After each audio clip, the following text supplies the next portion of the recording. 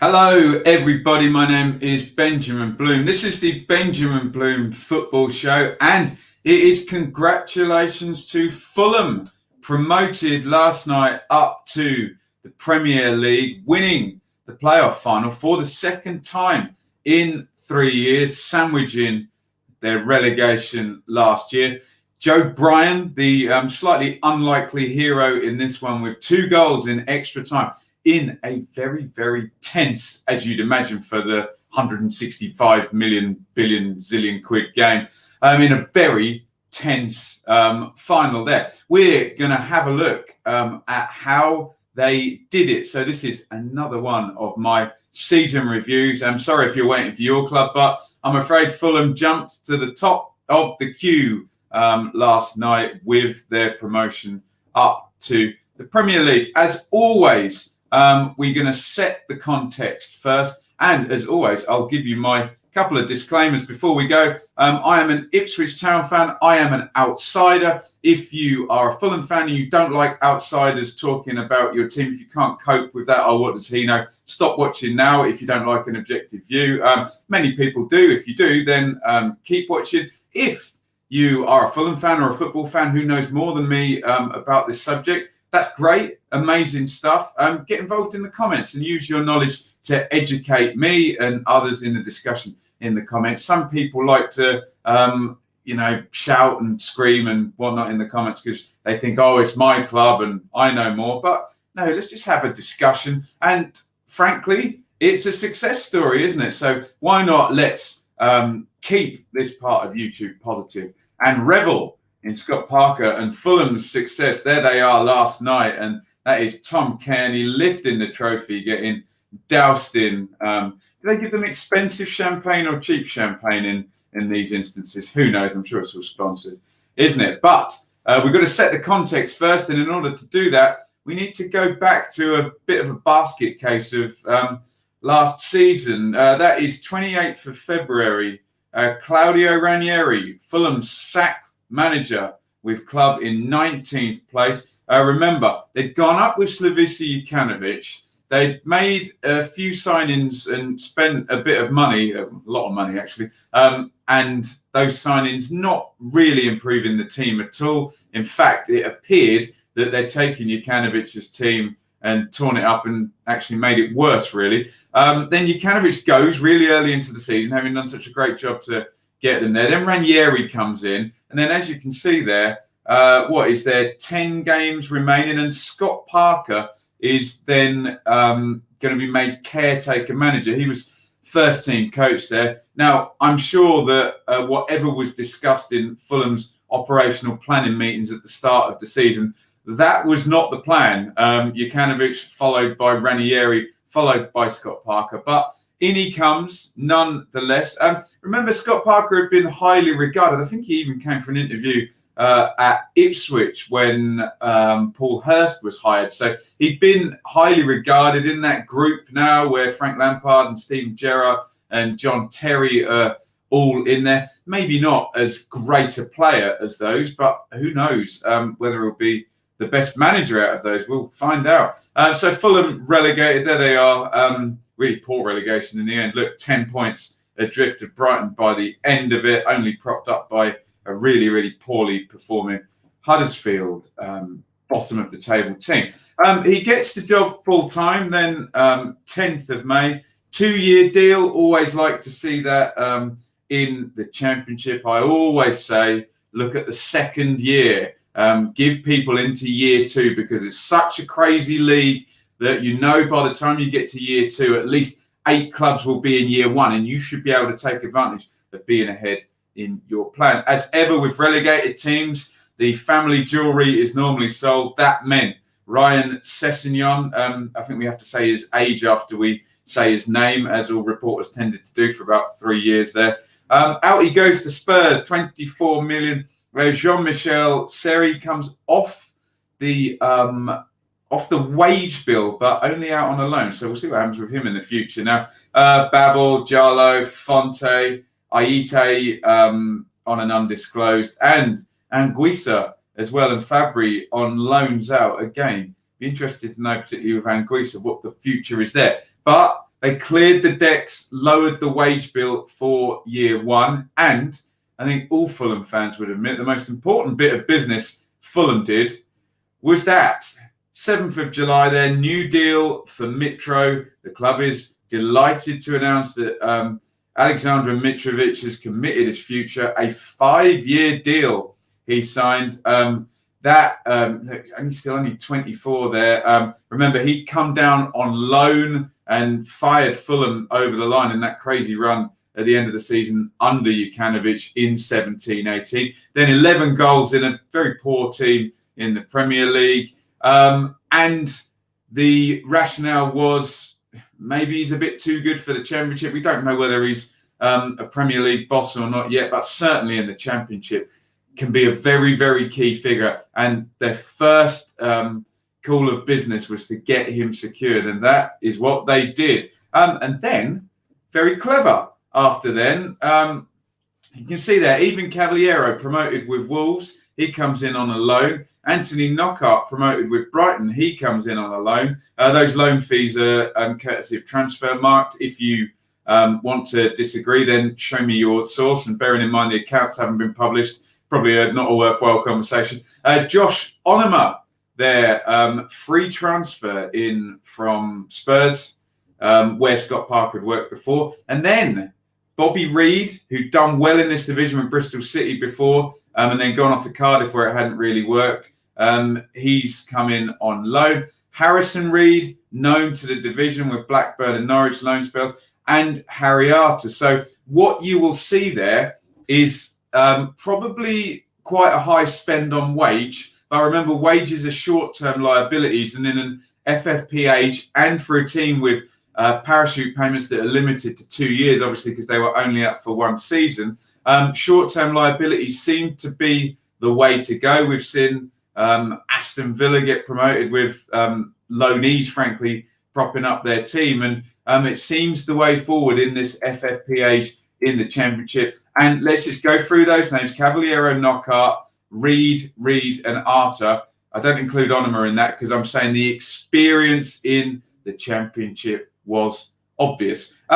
Here we go. Here's the results to year end. I'll pop this up. There's a lot of information on here, but I'm going to pause immediately. Defeat on the opening day at Barnsley, and then I was at Fulham's second game at home to Blackburn, and it was obviously the first time the Fulham fans at Craven Cottage had seen a Scott Parker team. And you can watch back my review of this elsewhere on the channel. It was very slow, very ponderous.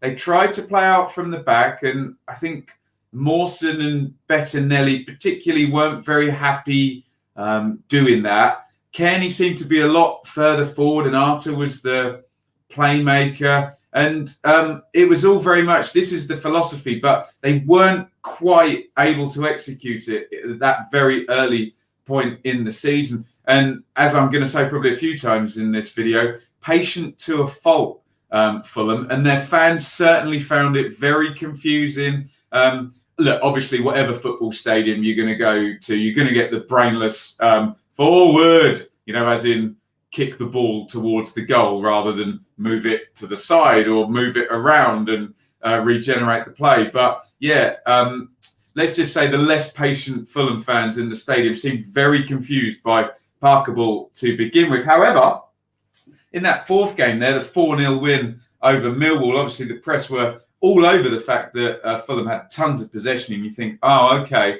maybe Parker ball will be good after all. But what it turned out is that Millwall actually just sat in a very, very low block and gave the entire division the complete sort of guide on how not to play against Fulham, which was probably quite helpful for everybody else. Because if you do this, you're going to get taken to school. But if you press them, if you get amongst them, and they're quite slow playing out from the back, if you time your press and maybe be a bit more adventurous with where you press from, you're going to get some success. And as you can see there, no wins in the next 4 games after that. I think there are a lot of people taking notice there. A couple more wins. I was at the game at Reading, which was coloured by a red card to John Swift in that one. You can see not many defeats going into October.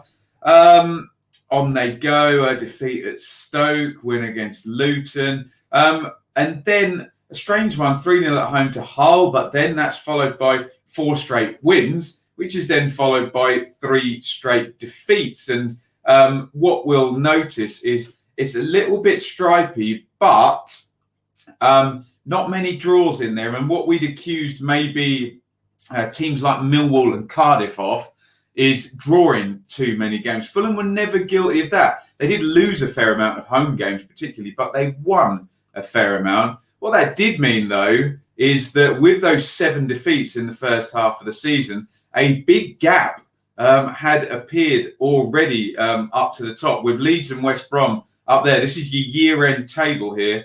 2 points per game for both of those, 51 from 25. And you can already see there's Fulham and Brentford stuck in there. And you can check the channel. I'm not being wise after the event. There was already a sense that Leeds knew what they were doing because Bielsa had been there a season. West Brom had recruited well, and the manager already knew what he was doing in Slaven Bilic. And then there was a sense that Brentford and Fulham were developing, but were just taking a bit longer to get up to that level. So it was this idea that you had one excellent team, one pretty good team with a very good manager, 2 who were on the right track, and then sort of the best of the rest in Forest and Cardiff and Swansea and teams like that, all sort of chasing. And I mean, even like Sheffield Wednesday and Bristol City and Preston all got to go getting up there. But it was very much a sense already at that point of 2, as in West Brom and Leeds, 2 underneath them developing, as in Fulham and Brentford, and then really the best of the rest, much of a muchness. That's why I always talk about the 2-year plan and getting into that mould, because you can be the best of the rest and get into those playoffs, can't you? In January, some conversions here. Ivan Cavaliero, it sounded like converting to a religion or something. Ivan Cavaliero signed up full-time. Look at that, 10 million quid. That is big in the Championship at the moment, as is Bobby Reid for £8 million, converting that loan deal. But look at that one, third down, Michael Hector. A key moment there as he swaps out Mawson in his back line. So it's going to be Hector and Ream. And can they follow out the instructions a bit better than what we saw earlier in the season? Also, Terence Kongolo comes in. You can see going forward next season, Fulham are probably going to need to sign a right back because they've toyed with Stephen Sessegnon, Dennis Adoy there, Cyrus Christie, and obviously brought Kongolo in there, maybe to try him out as well. But key there, converting the loans, and Michael Hector is going to come in and make a big difference. And here is a New Year uptrend in form, and they're going to close up that gap as Leeds and West Brom are going to falter a little bit, and a very, very good run there. You can see 4 wins in 5 games going into February closes things up. And again, right the way up to lockdown, let me just count up those games. 1, 2, 3, 4, 5, 6, 7, 8, 9, 10, 11, 12. So 2 defeats there in 12 games, 1, 2, 3, 4 draws, which would mean the other 6 were victories. So very decent form. However, they just left too big a gap, hadn't they? I think there was a point in December where Leeds and West Brom were like 11 and 13 points clear, respectively, of Fulham and Brentford chasing up. Into lockdown we go. Out we come. And this is a very interesting period because it's almost like Fulham kind of put themselves 2 steps back, but that then allowed them to make the big chase. They're going to lose to Brentford and they're going to lose to Leeds in their first 2 games back. Absolutely key games, which probably there and then realistically puts them out of the challenge for the automatic. So as you can see, pretty much from the 27th of June, I know the dates are kind of immaterial because there were so many games so quickly, but you can still see with 7 games to go, I think the focus is let's just get our form going and let's be playing well when it gets to the playoffs, and anything more than that is a bonus. And by God, they did. Look at those last 7 games, 4 straight wins, then a draw at West Brom. I mean, if they'd have won that, you're looking at possibly automatic. But 4 straight wins, draw, win, draw. So 5 wins, 2 draws in the last 7. Obviously, I said this many times on the channel that Brentford needed to be perfect because the gap they'd left had been so big. And Fulham, the same thing, probably would have needed to do 6 wins and a draw or 7 straight wins after those 2 defeats. But the important thing is they went into the playoffs in the best form they've really been, the most consistent across the whole season. And, I mean, we all know about this mad, crazy last day, and it was ifs, buts and maybes. Yes, if Fulham had beaten Wigan on the last day and West Brom had lost at home to QPR there, it could have been Fulham even going up automatically then. I don't like to rely too much on that type of sort of analysis, because that obviously other teams would then have had different things to play for, and maybe a West Brom sitting back on 2-2 against QPR, maybe they go all out attack, and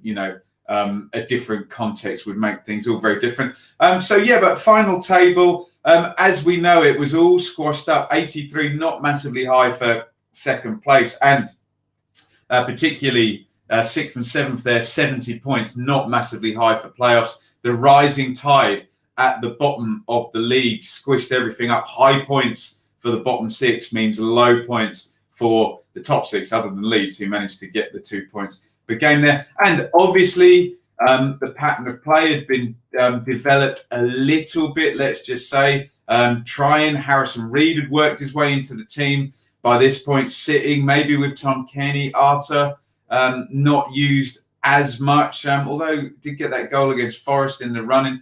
Mitrovic obviously ends the regular season as the Golden Boot guy. But this idea that we were going to get a front 3 of Mitrovic, Cavallero and Knockaert never really materialised. It was always more about the philosophy and about being patient to a fault, rather than maybe, as Brighton did under Houghton, let's be solid, and people like Knockaert and and Glenn Murray will get us up over the line with their goals and their, in Knockaert's terms, individual skills. So a bit different than we expected it to play out, but in we go into the playoffs, and great stuff there. 2-0 away win in the first leg. Brilliant goal by Josh Onomah, and then a late free kick by Naskins Kebano. And again, the idea that he's played himself into the team as well. Josh Onomah has played himself into the team. Mitrovic injured for both of these games, and despite defeat there, into the final they go. As we know, it's a cup competition now, so in terms of the tie, they win in terms of that one game, so that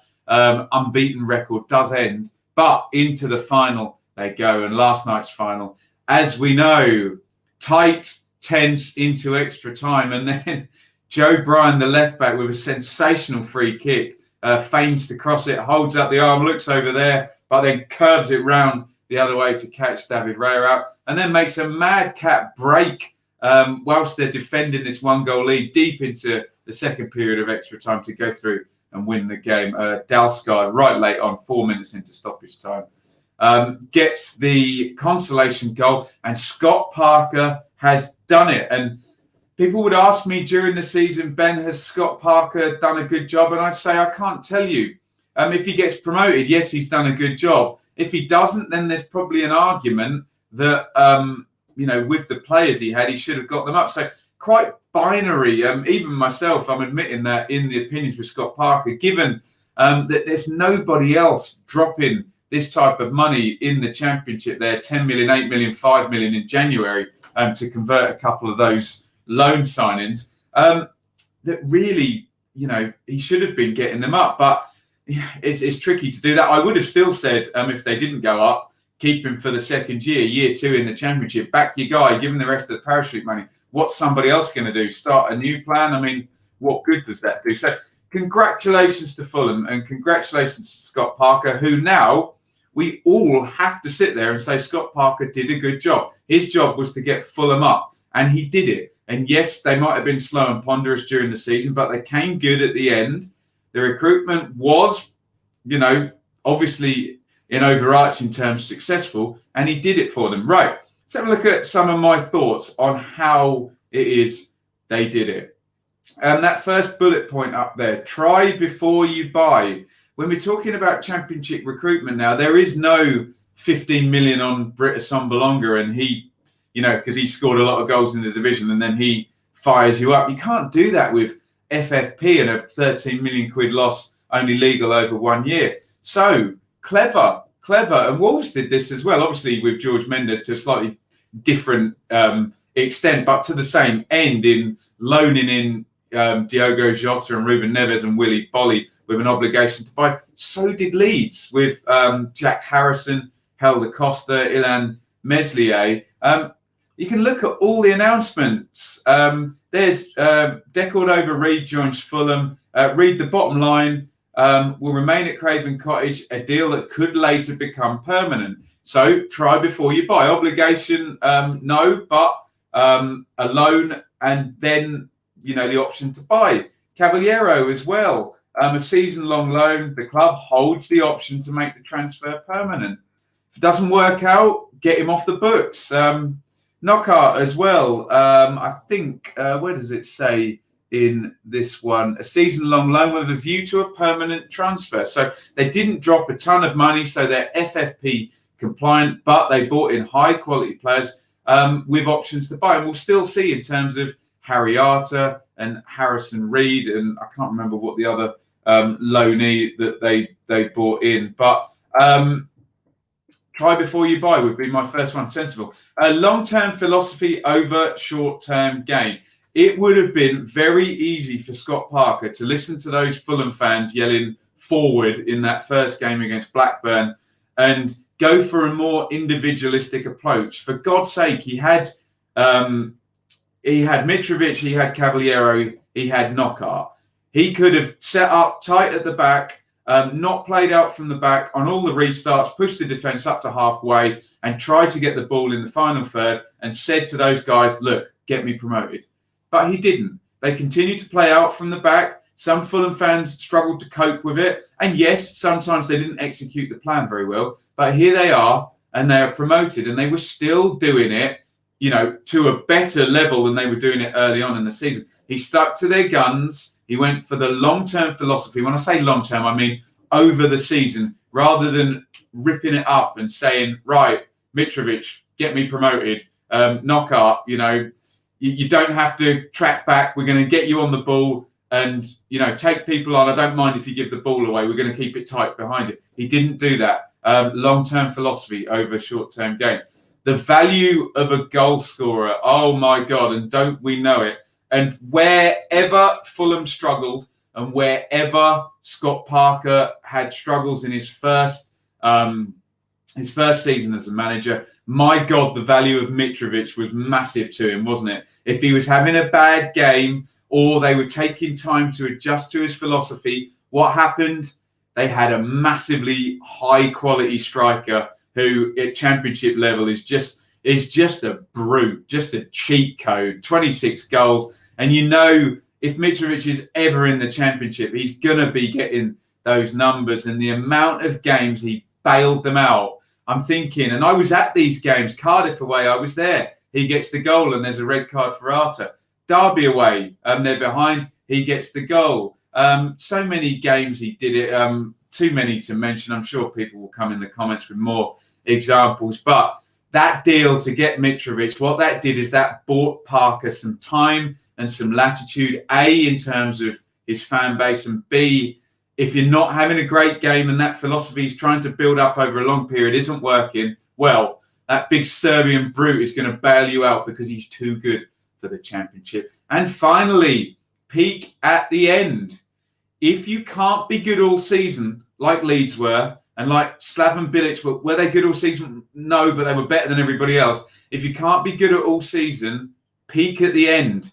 Go on an upward trend and improve as you go. And they really, really did. If you look at those year commencing to lockdown results, good. It was like 2 defeats in 12, wasn't it? And then, okay, you had the 2 defeats, but then that's 7 games at the end, unbeaten, 5 wins, 2 defeats, 5 wins, 2 draws, in the last 7 games. Winning, chasing. So when you come into that playoff point, you are peaking and you're ready to strike. They timed it perfectly. What they say in races, doesn't matter if you're ahead here, as long as you're ahead here at the end, then up you go in that 3rd place to the Premier League. And Although I give huge props to Brentford, and I'll be doing my season review on them probably later today. Brentford peaked just before the season ended with the 8 wins on the trot. They were magnificent, but peak at the end is what I would say. So that is my conclusions on Fulham promoted to the Premier League. How they did it? Well, they did some clever loans, try before you buy. They got Scott Parker, a goal scorer, secured before the season starts on that 5-year deal, which bought him some time. They stuck with their guy, and the manager has turned out to do a good job because he stuck with long-term philosophy over quick, short-term games and individuals winning in games, and they peaked at the end. Their team, Fulham's team, was better at the end of the season than it was at the start of the season. And if you go like that, you've always got a chance. So I say, maybe I have to eat a bit of humble pie because I was questioning Parker at points during the season. So I say, well done to Scott Parker. Congratulations to the Fulham fans. And let's hope it's not another 26-point season next year and they're back down with us after another relegation. Let's see now, can he move things forward and can they recruit and do well in the Premier League? As always, you can support this channel via Super Chat. Just hit that dollar button where you add your live chats, and you can subscribe on Patreon. Why? Because I don't have a job because of COVID, and I'm trying to make this either a part-time or a full-time pursuit. That would be a wonderful ambition for me to achieve. It's going really well, but at the moment, with our subscriber numbers, they need to be much, much higher for me to just go off the ad revenue as a source of income. So I do need some kind people who've enjoyed the content for free to support. If you're not in a position to do that because you don't want to, because you can't afford it, that's absolutely fine. But you can still support if you've watched this video by hitting the thumbs up button, by getting in the comments and subscribing. That says 10,000, but we are now over 11,000 subscribers. As always, I want this channel to be the best place for championship discussion and championship debate. That means a couple of things I have to say, and I really am passionate about this because I don't think that the World Wide Web and the internet and social media quite knows how to police itself. So if you think I bang on about it, I'm sorry. But look, let's be civil in the comments. It's the Wild West in there sometimes. We know how to police the streets outside. Sadly, as a human race, we don't quite know yet how to police social media. So look, we've got to police each other. So I will say, let's be civil in the comments, be nice.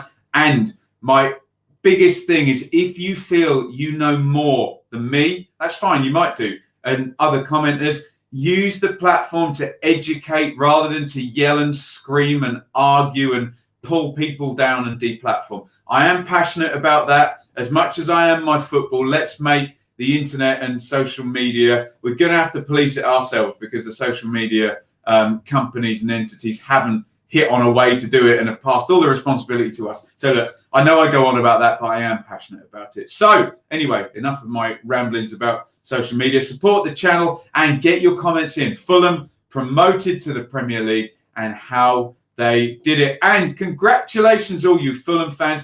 And a big plug, I will still be covering Fulham next season, even though this is a championship channel. There's been much will and want for me to carry on with those teams that have gone up. So the new show next season on the channel will be called Dearly Departed. We will cover Sheffield United and Villa, who we did last season, as in 2018-19. We're now effectively into the next season, aren't we? And we lost out on them. So Villa, Sheffield United, and we will continue to cover, maybe on a weekly basis, Leeds, West Brom and Fulham, the 3 teams to go up into the Premier League. Woo, I think we've done it. Thank you, everybody, for watching. Again, congratulations to the Fulham players. Congratulations to Scott Parker, the Khans, and most importantly, the Fulham fans who watch this channel. Thank you for watching. Share, retweet, and get in the comments and get discussing and debating, but hopefully in a nice, civil manner. Thank you for watching. Over and out. Well done, Fulham. Well done, Joe Bryan.